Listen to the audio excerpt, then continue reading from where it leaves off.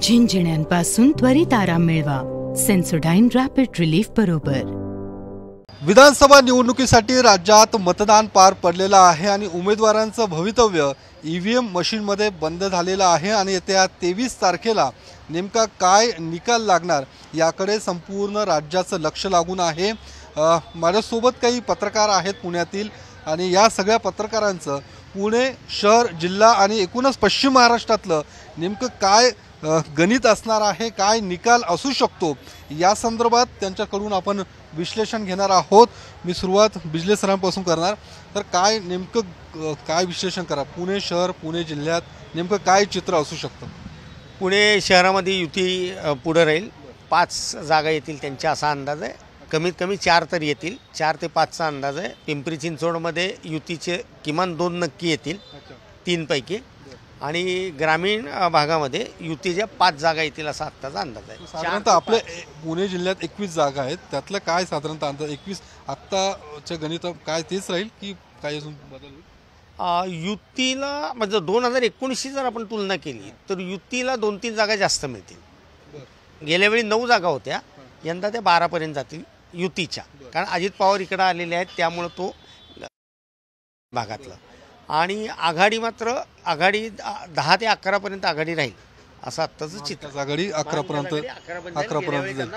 बरं, हे झालं पुणे जिल्ह्यात। पश्चिम महाराष्ट्रात काय साधारणतः कौल? कारण पश्चिम महाराष्ट्रातल्या काही प्रमुख लढती आहेत, खास करून अजित पवार बारामतीतली, तिकडे जयंत पाटीलांची आहे, इकडे दिलीप वळसे पाटील आहेत, पृथ्वीराज चव्हाणांची आहे।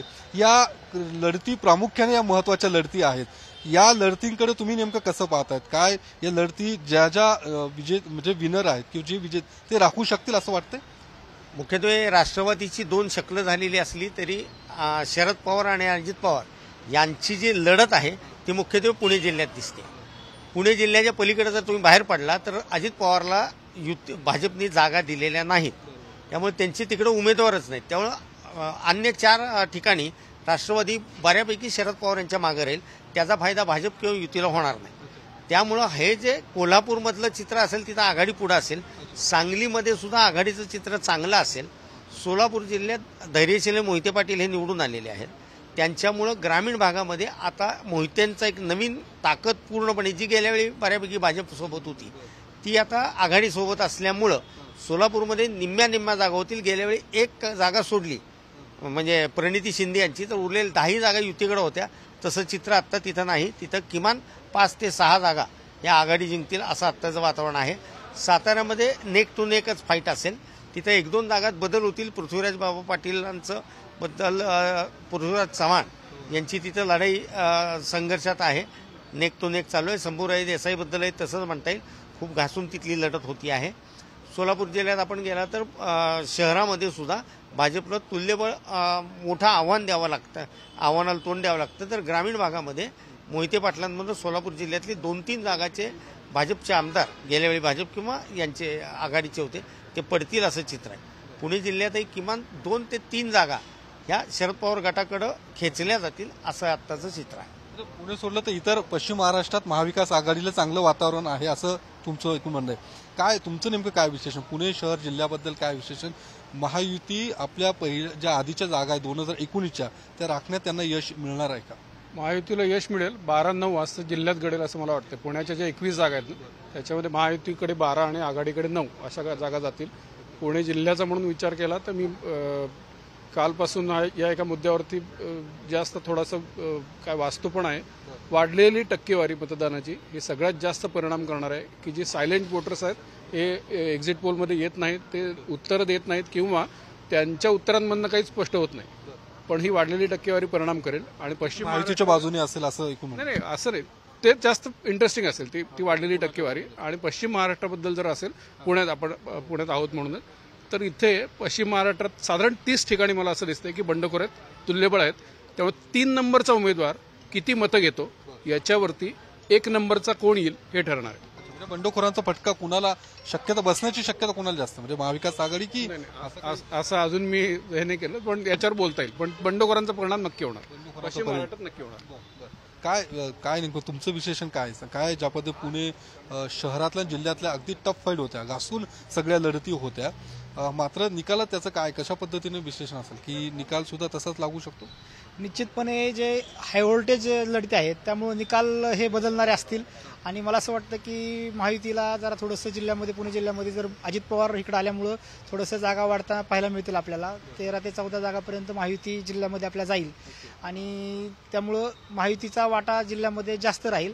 कारण बरेच बलाढ्य जे नेते आहेत, पवारसाहेब सोडले तर बाकीचे वळसे पाटील असतील, भरणे असतील, स्वतः अजित पवार असतील, हे महायुतीकडे आहेत. आणि आपण पाहिले की महायुतीमध्ये शहरामध्ये देखील भाजपचा वोटर जास्त असल्यामुळं जास्त जागा भाजपला पुण्यामध्ये मिळतात. आता अनेक वर्षाचा इतिहास आहे की काही मतदारसंघ आपण भाजपचेच आहेत असं आपण बोलतो. त्यामुळं निश्चितपणे चांगल्या प्रकारे महायुतीला या ठिकाणी यश मिळेल असं मला विश्वास वाटतो.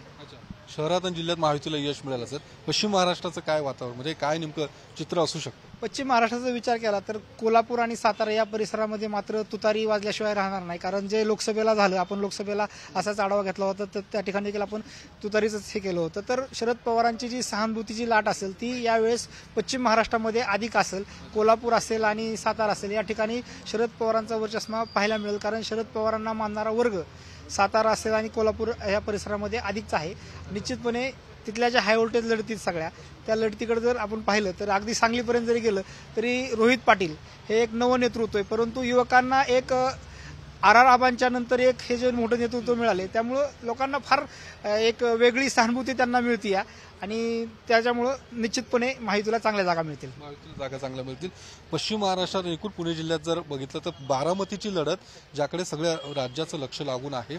बारामतीमध्ये नेमकं काय होईल? कारण ज्या पद्धतीने शरद पवारांनी सुद्धा आपल्या नातवासाठी ताकद लावली होती, तर तिकडे काय गणित की अजित पवार तो गड राखू शकतील?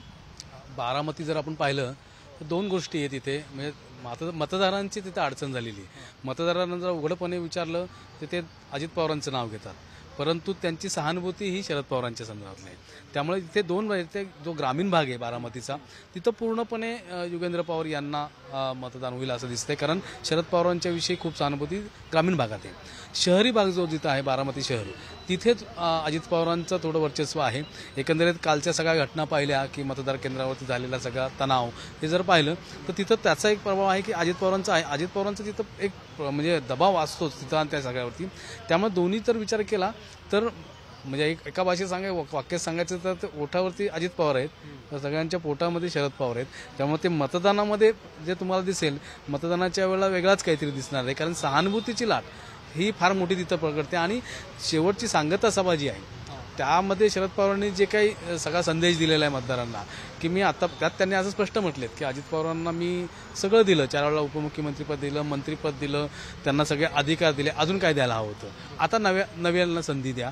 आणि हा मेसेज या सांगता सभेवरून सुद्धा राजकीय वर्तुळात ज्या चर्चा आहेत, एकीकडे अजित पवारांची जी सांगता सभा झाली ती प्रचंड अशी सभा झाली, दुसरीकडे शरद पवारांची जी सभा अपेक्षित होती लोकांना, म्हणजे शरद पवार सगळीकडे जाऊन पाडा किंवा पराभव करा, ते मात्र शरद पवार बारामतीत बोलताना कुठे दिसले नाही. त्यामुळे राजकीय वर्तुळात ती पण एक वेगळी चर्चा आहे.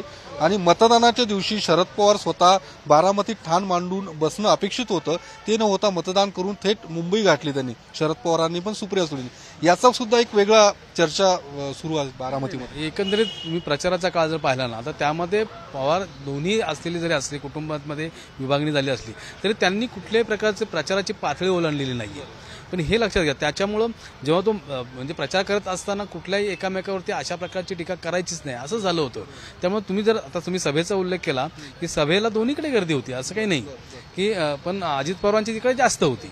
ठीक आहे, तरुणांचा त्यांचा जास्त पाठिंबा असल्यामुळे तिकडे जास्त गर्दी होती, परंतु तिथे पण त्यांनी जे काही सगळं केलं ते विकासाच्या मुद्द्यावरतीच बोलत पाहिले. फक्त एकच त्यांनी थोडी सिंपती म्हणून काय निर्माण केलं ते पत्र वाचून दाखवलं, तर त्या पत्राच्या वरती पण त्यांनी उत्तर दिलं. त्यामुळे या सगळ्यात सांगता सभा जर पाहिली ना तर याच्यामध्ये एकामेकावरती टीका करायची नाही हे तो ठरवून घेतलेला आहे. पण मग इथं परत प्रश्न येतो की विकासाचा मुद्दा महत्वाचा का सहानुभूती? तर तो जुना मतदार जो आहे बारामतीचा हा शरद पवारांच्या बाजूने जास्त उभा राहील असं. अजित पवारांना धक्का बसण्याची शक्यता आहे असं वाटतंय? होऊ शकतं असं करायचं. कारण की मी सांगतो ना की मतदार जो बोलताना नाव घेताना शरद पवारांचं नाव घेत नाही, तो अजित पवारांचं घेतो. म्हणजे काय तर तिथं त्यांना काहीतरी एक वेगळं आहे मत विषय. म्हणून आतला मतदार तिथे गेल्यानंतर काय केलं तर तिथे बघायला कोण मतदानाच्या इथं नाहीये ना, त्यामुळे तो वेगळा पण चित्र असू शकतं. त्यामुळे अजित पवारांना इथं धक्का बसू शकतो. म्हणजे असं म्हणून नाही की ते येतीलच असं म्हणू शकत नाहीत. 1 लाख तो काय साठा तो मध्ये त्यांचा जो मागचा जो काय मताधिक्य आहे ते तर अजिबातच नसेल. त्यामुळे जो काय असेल फरक तो 25-30 हजार याच्यामध्येच असणारे दिसणार आहे. नक्कीच. काय पश्चिम महाराष्ट्रात नेमकं काय चित्र असेल? पश्चिम महाराष्ट्र नेहमी सांगितलं जातो की पवारांचा बालेकिल्ला आहे. तो बालेकिल्ला यावेळी सुद्धा कायम राहील का असं वाटतंय का? लोकसभेचा विचार करता असं वाटतं की पश्चिम महाराष्ट्रात यावेळी शरद पवारांच्या बाजूने पुन्हा पश्चिम महाराष्ट्रातले लोक उभं राहतील. आता त्याच्यामध्ये जे भाजपने जे मागच्या 5 वर्षात जे कामं केलेली आहेत किंवा लाडकी बहीण आता नवीन आणलेला आहे त्याचा थोडाफार इम्पॅक्ट जाणवेल असं वाटतं. मात्र सातारा जिल्हा असेल, सोलापूर जिल्हा असेल किंवा सांगली असेल, ह्या तिन्ही जिल्ह्यामध्ये शरद पवारांना चांगलं मायलेज मिळेल असं वाटतं. पुण्यात काय होईल? पुणे शहर जिल्ह्यात पुण्यात 3-5 असं होईल. महाविकास आघाडीला 3 मिळतील जागा आणि भाजपला म्हणजे महायुतीला 5 जागा मिळतील असं माझं. कुठल्या काय सांगता येईल का? 5 जागा म्हणजे आता ज्यामध्ये कोथरूड, खडकवासला काय? कोथरूड तर भाजप फिक्सच आहे. फक्त आता त्यांचं मताधिक्य जे आहे ते किती असेल याचीच उत्सुकता आहे. मग शिवाजीनगर आहे म्हणजे वाटतं की बाबा येऊ शकते. त्याच्यानंतर पर्वती आहे. कसब्यात थोडी काटेकी टक्कर आहे. त्याच्यानंतर कॅन्टोन्मेंटमध्ये काटेकी टक्कर आहे. खडकवासल्यामध्ये काय होईल हे आत्ता नाही सांगता येणार. तसंच हडपसर आणि ह्याच्यामध्ये आहे. पण शेवटी निकाल हा 5-3 असा लागेल असा अंदाज आहे. 5-3 लागेल असं तुमचं म्हणणं आहे. तुमचं काय म्हणणं आहे की पुणे शहर जिल्ह्यात काय होईल आणि पश्चिम महाराष्ट्रात नेमकं काय होऊ शकतं? महायुती पुढे राहील की महाविकास आघाडी? आपण पुण्यापासून सुरुवात करूया. पुण्यामध्ये जसं आता हिरा म्हटला तसं 5-3 होण्याची शक्यता आहे. 5 महायुतीला मिळतील आणि 3 महाविकास आघाडीला मिळतील. जिल्ह्यामध्ये अजित पवारांचे उमेदवार खूप अडचणीत होते निवडणुकीच्या सुरुवातीला, पण बहुसंख्य ठिकाणी अजित पवारांना जिल्ह्यामध्ये चांगली संधी मिळेल. महायुतीच्या सोबत असल्यामुळं एकूण जो परफॉर्मन्स गेल्या वेळचा होता तो बऱ्यापैकी तसाच राहील. अगदी शिरूर, अशोक पवार वगैरे असे काही मतदारसंघ सोडले तर बऱ्यापैकी महायुतीला जिल्ह्यामध्ये पण चांगली संधी दिसते आहे.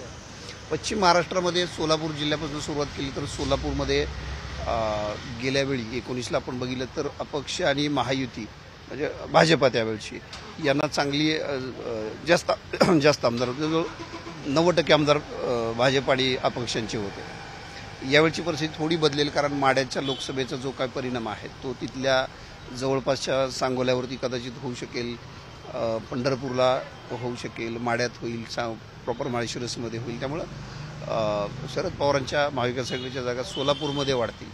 सांगलीमध्ये परिस्थितीत फारसा फरक पडेल गेल्या वेळच्या असं वाटत नाही आहे. अर्थात तिथली जी मुख्य लढत आहे ती 2 मुख्य लढत आहेत माझ्या दृष्टीनं सांगली जिल्ह्यामध्ये. एक इस्लामपूरमध्ये निशिकांत पाटील आणि जयंत पाटील आणि दुसरी इकडं संजय काका पाटील आणि रोहित पाटील. तर संजय काकांना सलग 6 महिन्यात दुसरा पराभव पत्करावा लागेल असं दिसतं आहे आणि ते अगदी 25 वर्षाच्या मुलाकडनं. आणि जयंत पाटील पडणार नाहीत. जयंत पाटील निश्चितपणे निवडून येतील, पण भाजपाच्याच माजी जिल्हा अध्यक्षाकडनं त्यांना आता निकराची झुंज द्यावी लागते. कोल्हापूरमध्ये महाविकास आघाडीला एक हसन मुश्रीफांची जागा सोडली, राजेश पाटील पण कदाचित येऊ शकतील. मात्र इतर ठिकाणी बऱ्यापैकी महाविकास आघाडी कोल्हापुरात आहे. सातारा हा जिल्हा शरद पवारांचा समजला जातो, पण सातारा जिल्ह्यात सुद्धा पवारांचा जो जुना प्रभाव होता तो तसा आत्ता दिसत नाही आहे. मकरंद पाटील वाईनमधनं निश्चित येतील. सातारामधनं सातारा जावळीमधनं महाराज येतील, शिवेंद्रराजे येतील. बाळासाहेब पाटलांना सुद्धा खूप मोठी झुंज आहे. इथं त्यांची गेल्या वेळेसारखी लढत सोपी राहिलेली नाही आहे. इकडं शशिकांत आपल्या कोरेगावमध्ये महेश शिंदे निवडून येणारच आहेत. त्यामुळे सातारा जिल्ह्यात सुद्धा जसं पवारांचा पूर्वी एकदम स्ट्रॉंग होल्ड असणारा जिल्हा होता तसा काही तो फारसा यावेळी दिसत नाही आहे. ही सगळी परिस्थिती तुम्ही पुणे आणि पश्चिम महाराष्ट्रातली मांडलेली आहे. पुण्यातला जो जिल्ह्यातला सर्वाधिक लक्षवेधी मतदारसंघ होता तो अर्थात मावळ होता, कारण अपक्षालाच महाविकास आघाडीने पाठिंबा दिला आणि तो सुनील शेळकेंच्या विरोधात उतरवला. सुनील शेळके सुद्धा तेवढ्याच ताकदीचे उमेदवार अजित पवार गटाचे. तिकडे काय मावळमध्ये काय होईल, कारण की जिल्ह्याचं लक्ष त्याकडे लागलेलं आहे. मावळमध्ये यावेळेस काटोकी टक्कर ती दरवर्षी पारंपरिक जी निवडणूक असते त्याच्यामध्ये भाजप विरुद्ध राष्ट्रवादी काँग्रेस अशी लढत असते. पण पहिल्यांदाच भाजप कुठं उमेदवारीमध्ये यावेळेस दिसलं नाही महायुती असल्यामुळं. आणि अजित पवार गटातलेच बंडखोर उभे राहिले बापू बेगडे आणि त्यांना सर्व पक्षीयांनी पाठिंबा दिला. त्याचसोबत राज्यात एकमेव मतदारसंघ असा आहे की जिथं आघाडीने त्यांचा अधिकृत उमेदवार उभा न करता अपक्षाला पाठिंबा दिला. मनसेने देखील अपक्षालाच पाठिंबा दिलेला आहे आणि भाजपमधल्या पण बहुतांशी गटांनी अपक्षाला पाठिंबा दिलाय. त्यामुळे सुनील शेळकेंसाठी जी मागच्या निवडणुकीमध्ये एकतर्फी निवडणूक होती तशी या निवडणुकीत दिसून आलेली नाही. पण लाडकी बहीण त्यांना तारून जाईल असं साधारण ग्राउंडवरचं चिन्ह आहे. जिल्ह्यातलं काय वातावरण? जिल्ह्यामध्ये साधारण महायुतीचाच बोलबाला राहील. साधारण 14 जागा महायुतीकडे राहतील आणि आघाडीकडे 6 जागा राहतील. एका ठिकाणी अपक्षाची. या निवडणुकीमध्ये लोकसभेच्या तुलनेत विधानसभा निवडणुकीत मतदानाची टक्केवारी वाढताना दिसते आणि ज्यामध्ये महिलांचं प्रमाण जास्त असल्याचं निवडणूक आयोगाच्या आकडेवारीवरून दिसतंय. याचं कारण जे सांगितलं जातं ते अर्थात लाडकी बहीण योजना, जे थेट महिलांना पैसे सरकारकडून मिळालेले आहेत. काय वाटतं तुम्हाला की या लाडकी बहीण योजनेचा फायदा नेमका कुणाला होईल, महायुती सरकारला होईल की महाविकास आघाडीकडे? कारण की त्यांनी सुद्धा ऐन निवडणुकीच्या तोंडावर त्याची घोषणा केलेली आहे. निश्चितच मला वाटतं की लाडक्या बहिणीचा इम्पॅक्ट आपल्याला बघायला मिळेल. कारण का महायुतीने निवडणुकीच्या आधीच महिलांच्या खात्यात 1,500 रुपये ॲडव्हान्समध्ये 3 महिन्याचे पैसे वगैरे ट्रान्सफर केलेले आहेत. त्यामुळे यंदा महिला वर्ग मोठ्या प्रमाणात मतदानासाठी बाहेर पडला आहे. पण याच बाजूला दुसऱ्या साईडला महाविकास आघाडीने निवडणुकीला वेळेस महिलांना प्रति महिना 3,000 रुपये देण्याचं कबूल केलेलं आहे. तर महिला नक्की कोणाच्या पारड्यात आपलं मत टाकतील हे बघणं खूप उत्सुकतेचं ठरणार आहे आणि महिलांचं मत नक्कीच निर्णायक ठरेल येणारं सरकार डिसाईड करण्यासाठी. कुणाच्या बाजूने असू शकतं जास्त करून, म्हणजे काय गुलदस्त्यातच आहे. कारण का एकीकडे यांनी आधी आमिष दिलंय आणि दुसरीकडे महाविकासांनी निवडून आल्यावर आम्ही देऊ असं आमिष दिलंय. तर ते बघण्याचं खरं जिल्ह्यातलं काय परिस्थिती असेल, काय वाटते, काय चित्र नेमकं काय? शहरात मला वाटतं की महायुतीला जास्त जागा येतील आणि ग्रामीणमध्ये नक्कीच शरद पवारांबद्दल एक अजूनही सहानुभूतीची लाट आहे. तर त्यांना ग्रामीण भागात अजित पवारांपेक्षा जास्त जागा मिळतील. पवारांना जास्त जागा मिळतील. मी शेवटचा प्रश्न सगळ्यांना घेतो, राज्यातली परिस्थिती नेमकी काय असेल? कारण एक्झिट पोल आलेले आहेत. एक्झिट पोलमध्ये काही एक्झिट पोलमध्ये महायुती सरकार, काही महाविकास आघाडी. राज्यातली नेमकी काय परिस्थिती असेल? राज्यात किती जागा महायुतीला आणि महाविकास आघाडीला मिळतील? मॅजिक फिगर क्रॉस करेल महायुती असं मला वाटतं. बहुमतात येईल महायुती, म्हणजे सरकार पुन्हा एकदा स्थापन. मेजॉरिटी असेल, फार काही मोठं घडणार नाही पण सिंपल मेजॉरिटी असेल. काय तुमचं काय? महाविकास आघाडी आणि महायुती हे 140 ते 150 ह्याच्यामध्ये राहतील. दोन्हीपैकी कोण येईल सत्तेवर माहीत नाही. अपक्षांच्या हाती सत्तेची चाव्या राहतील. अपक्षांकडे महायुती म्हणजे काय त्यांना जवळपास जाईल सत्ता स्थापनेच्या, परंतु त्यांना गरज लागणार आहे अपक्षांची वगैरे कोणाची तरी. त्याशिवाय म्हणजे पूर्ण येईल असं वाटत नाही, पण ती जवळपास जाईल ती सत्तेच्या. असं अपक्षांच्या मदतीने सत्ता स्थापनेची. मला असं वाटतं की महायुती मेजॉरिटीमध्ये येईल, 145 क्रॉस करेल आणि सरकार स्थापन काय त्यांना कुठली अडचण येणार नाही. ओके, तुम्ही जे सांगितलं ते 6 एक्झिट पोल आहेत. 6 एक्झिट पोलमध्ये 3घांनी सांगितले महायुती, 2घांनी सांगितले महाविकास आघाडी, 1घांनी सांगितलंय दोघांना समान. तर मला असं वाटतं की दोघांना सुद्धा अगदी इतक्या जवळ जातील की अपक्षांच्या मदतीशिवाय सरकार स्थापन, अपक्ष आणि छोटे पक्ष यांच्या मदतीशिवाय सरकार स्थापन होणार नाही. अपक्ष कुणाकडे जातात त्याचं सरकार येईल. अपक्षांच्या हातातच सत्तेच्या.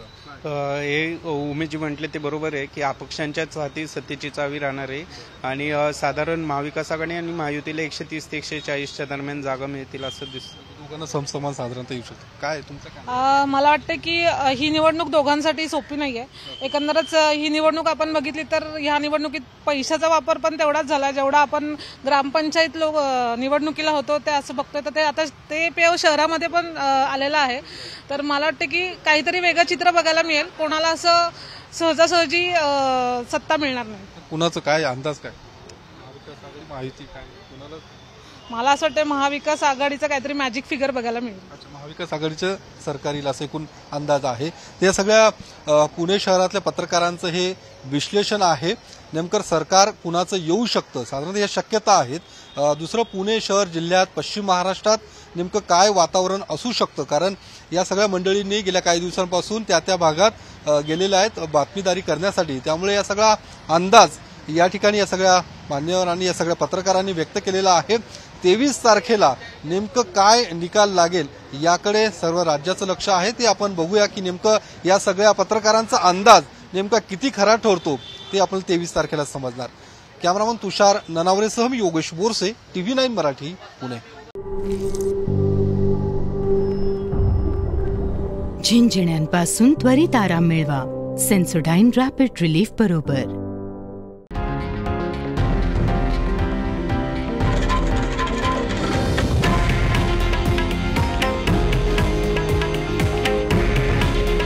हे आहे देशातील नंबर 1 न्यूज नेटवर्क आणि आपण पाहत आहात TV9 मराठी. काळजी तुमची, हित महाराष्ट्राचं.